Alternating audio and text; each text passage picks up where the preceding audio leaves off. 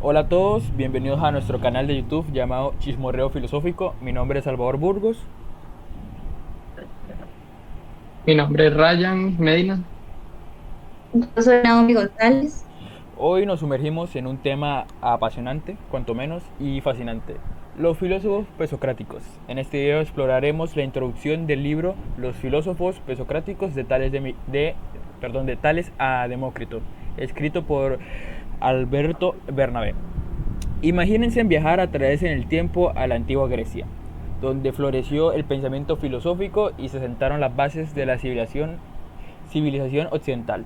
Nos embarcaremos en un emocionante viaje a través de las mentes de los grandes filósofos presocráticos, quienes se plantaron preguntas fundamentales sobre la naturaleza del mundo y la existencia misma.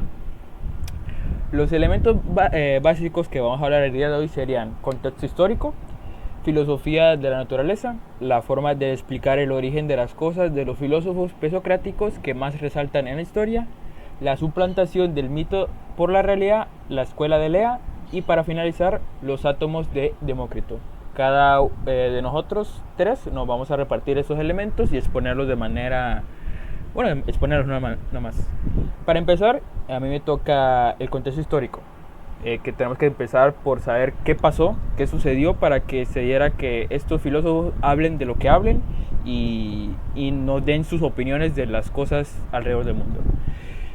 Antes de sumergirnos en los detalles de la lectura, es fundamental comprender el contexto histórico en el que surgieron los filósofos presocráticos. Nos trasladaremos a la antigua Grecia, una época de gran efervescencia cultural y filosófica. La antigua Grecia fue una sociedad en la que florecieron las artes, la política y, por supuesto, la filosofía, que es el tema principal que vamos a tocar. Fue un momento de transición entre las antiguas tradiciones míticas y el surgimiento de una forma de pensamiento racional y crítico.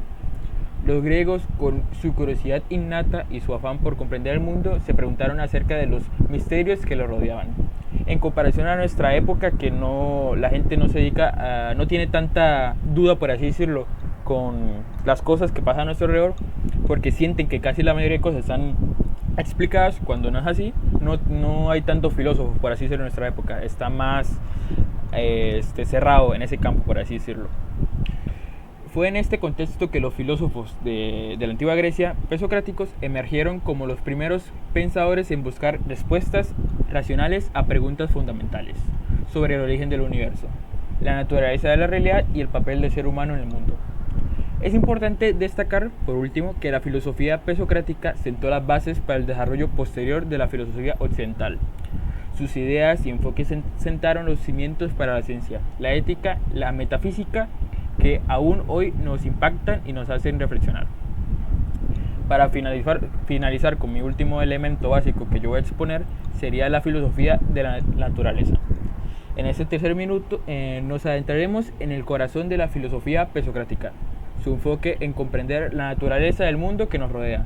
Los filósofos presocráticos se fascinaron con preguntas fundamentales sobre el origen, la estructura y el funcionamiento del universo. Se plantearon cuestiones como: ¿cuál es el principio o sustancia fundamental del universo? ¿Cuál es la naturaleza de la realidad? ¿Cómo podemos explicar los fenómenos naturales que observamos? A diferencia de las explicaciones míticas y religiosas de la época, los presocráticos buscaron respuestas racionales basadas en la observación, la lógica y la razón, no como en ese tiempo, que normalmente se daba la respuesta mediante la religión y no era vista de una forma lógica y racional.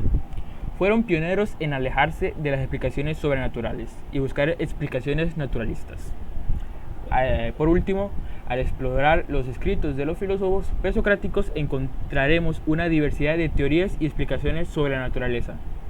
Por ejemplo, Tales de Mileto propuso que el agua era el principio fundamental de las cosas, considerando que era el elemento primordial que daba el origen de la vida. Ahora le pasaré el turno a mi compañera Naomi, que va a tratar de los siguientes dos elementos básicos del libro. Buenas tardes, buenas noches, buenos días. Voy a ser la encargada de explicarles más o menos a qué se debe esta necesidad de la suplantación del mito por la realidad. Entonces, básicamente lo que pasa en esta época es que las personas encuentran una necesidad, más que todo, bueno, como hablamos de los filósofos presocráticos, en este caso puedo mencionar a Anaximandro, Heráclito. Parménides, en donde se ve esta necesidad de explicar el porqué de las cosas desde un punto más empírico, es decir, observando los fenómenos de las cosas, cómo ocurren las cosas. Entonces, eh, las personas sintieron esa necesidad de explicar la realidad basándose en cosas más realistas, en una teoría más realista que se pueda explicar con la observación. En este momento de la historia habían conflictos democráticos, entonces las personas buscaban la manera de tomar decisiones con respecto a su gobierno que fueran de acuerdo a un punto donde se pudiera explicar mejor. Voy a mencionar algunas formas de pensar de los filósofos principales que mencioné anteriormente. Sería Anaximandro, que es un filósofo importante. Él postuló que la sustancia primordial era el apeirón. Es una forma de representar lo ilimitado, infinito, una sustancia de lo que todo está hecho. Y pues todo lo que existe en el mundo proviene del apeirón. Heráclito, por su parte, propuso que todo está en constante cambio y que la única constante es el cambio en sí mismo. También dijo que todo esto es un flujo constante, por lo que nadie puede bañarse dos veces en el mismo río. Parménides, en contraste, afirmó que el cambio era una ilusión y que solo lo que es eterno y no cambia puede ser considerado verdadero. También estableció la noción de que la realidad es única y que todo lo que parece diferente es simplemente una apariencia. Ahora encontramos que los filósofos se encuentran en una incógnita donde todos tratan de explicar de dónde provienen las cosas. También encontramos a Empédocles, que mezcla los elementos fundamentales como es el agua, la tierra, el aire, y dice que todos estos elementos funcionan de acuerdo al amor y al odio. Entonces, que por el amor y el odio, al unirse, forman el universo. Ahora le voy a pasar la exposición a mi compañero Ryan. Buenas, yo voy a hablar de lo que es la escuela de Elea y de los átomos de Demócrito. Vamos a empezar por la escuela de Elea, que en la escuela de Elea exploraremos la escuela, que es un importante movimiento filosófico de la antigua Grecia. En esta escuela fue fundada por el filósofo Parmínides, quien tuvo un impacto significativo en el pensamiento presocrático. Parménides propuso una visión radicalmente diferente de la realidad. Sostenía que solo el ser existe verdaderamente y que el cambio y la multiplicidad son ilusiones. Según Parménides, el ser es inmutable, eterno y único. Esta visión contrastaba con la forma en la que la mayoría de las personas percibían el mundo, donde el cambio y la diversidad eran vigentes. Sin embargo, Parménides argumentaba que nuestras percepciones engañaban y que solo a través de la razón y el pensamiento lógico podemos llegar a la verdadera comprensión de la realidad. La escuela de Elea también es conocida por su famoso pensador Zenón, quien desarrolló una serie de paradojas para desafiar las ideas comunes sobre el movimiento y el infinito. Estas paradojas, como la paradoja de Aquiles y la tortuga y la de la flecha en vuelo, pusieron a prueba el entendimiento convencional y plantearon interrogantes fascinantes sobre la naturaleza de la realidad y la lógica misma. También de los átomos de Demócrito. Aquí nos vamos a entrar en el mundo de Demócrito y de su teoría atomista del universo.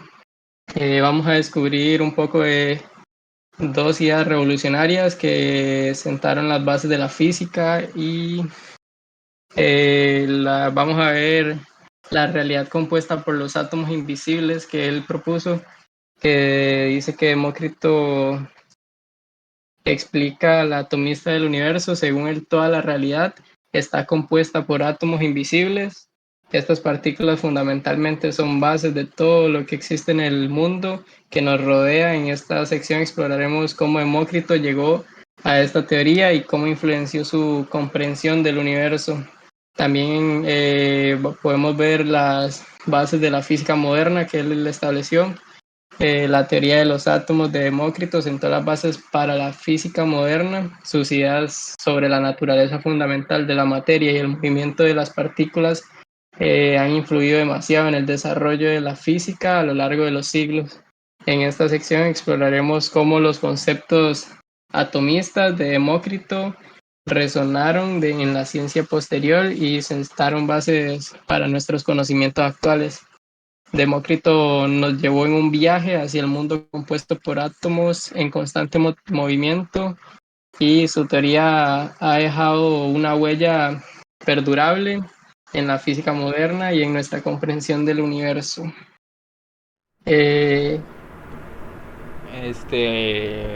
Ahora, entre todos, vamos a hablar un poquito de la divinidad. Este va a ser un tema aparte de los elementos básicos que nosotros como los seres estudiantes queremos hacerlo para que sea más un tipo podcast, que no sea tan robotizado. Entonces hablamos un poco de la divinidad.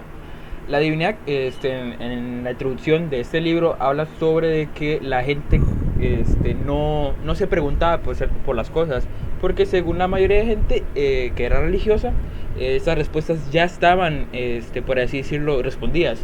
No de una forma racional y lógica como otras personas querían, pero la mayoría de las personas se conformaban con, por así decirlo, con este tema. Digo, con esas respuestas que no racionales y lógicas.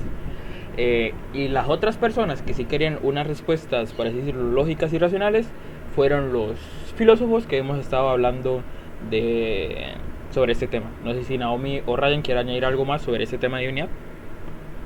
Sí, digamos que estas personas en esta época en Grecia era muy común que se dejaran llevar, como usted dice, por divinidades, entes religiosas, que habían dioses y que eran creados, las cosas fueron creadas por ellos. Lo que pasa es que estos filósofos rechazan, no del todo tal vez, pero sí no comparten el hecho de que solo los dioses fueron los responsables de la creación de todo. Entonces buscan una manera de explicar de dónde proviene todo, ¿verdad? Y así también darles una nueva perspectiva a las personas, donde no solo se dejen llevar por un ente religioso. También hay que acordarse que en esta época bueno, lo que son los sacerdotes y demás, bueno, no se diría así, pero digamos que los que daban a conocer sobre los dioses, los que daban escuelas sobre esto, obviamente iban a creer solamente en eso, en que existía Dios, el Dios del agua, el Dios del aire, el Dios del cielo. Entonces solo esa educación se repartía. Ellos llegaron a dar una nueva visión del mundo. Entonces es totalmente revolucionario. Y pues ahí también surge una nueva hipótesis, ¿verdad?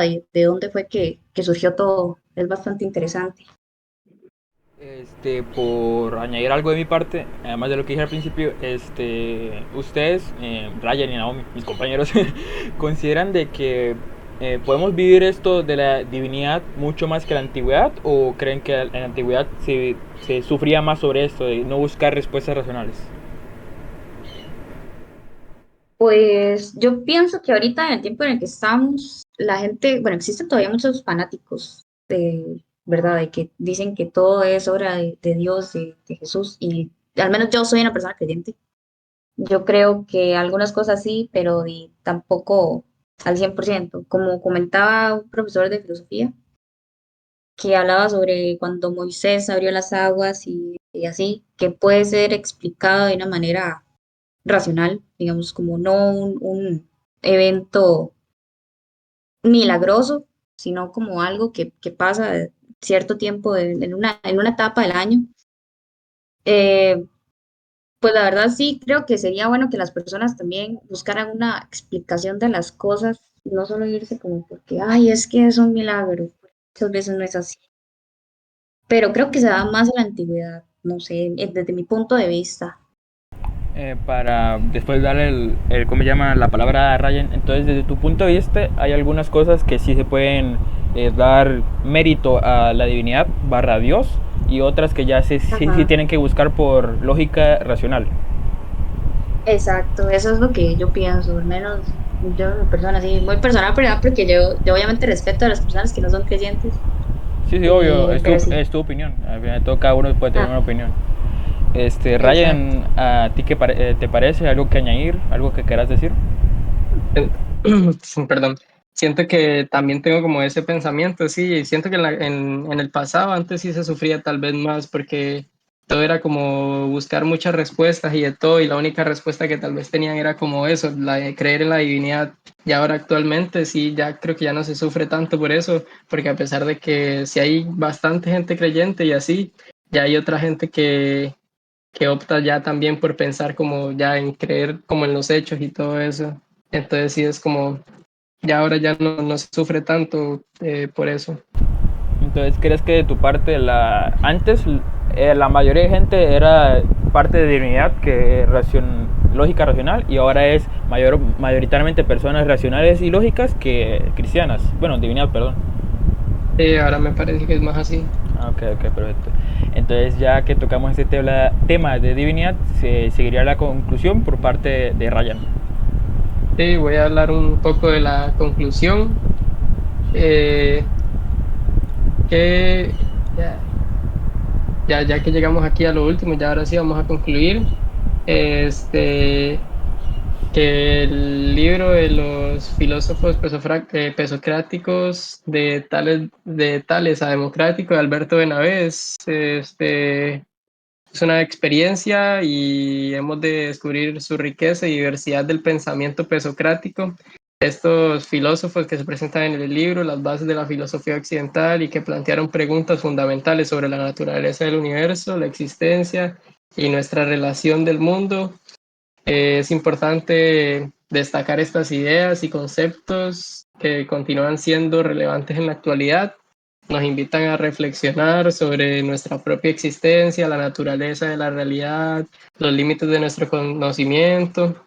Y bueno, en conclusión, el libro nos ha proporcionado una valiosa visión en general de los filósofos pesocráticos y sus principales contribuciones al pensamiento filosófico a través de una exploración amena, didáctica y creativa. Hemos desvelado los promenores de sus textos, proporcionado una base muy sólida para el estudio profundo. Y nada, espero que este podcast haya sido una experiencia muy bonita y de todo para los espectadores y así.